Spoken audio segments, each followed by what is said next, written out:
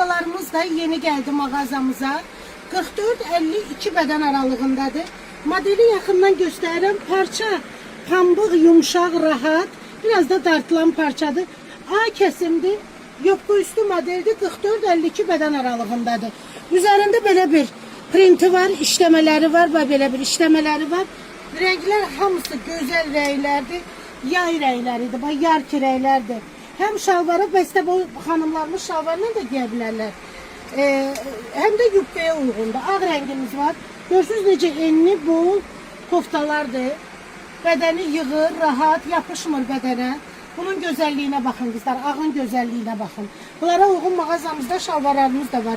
Kim istəyirsə kətan şalvarlarımız çoxdur mağazada. Gəlin əldə eləyin qızlar. Belə bir rəngi var, qarası, hamının sevimli rəngi, yayqış. Kərpic rəngimiz. Bax, belə bir kərpic rəngimiz. Və kariçevi çəkdiyimiz üçün ilk öncə kariçevi çəkilmişdir. Kim istəyirsə gəlin, vaxtında bu gözəllikləri əldə eləyin. Hər birimizi mağazamızda gözləyirəm və gəlməmişdən öncə bəyəndiyiniz modellərin şəkillərini çəkmək yaddan çıxmasın.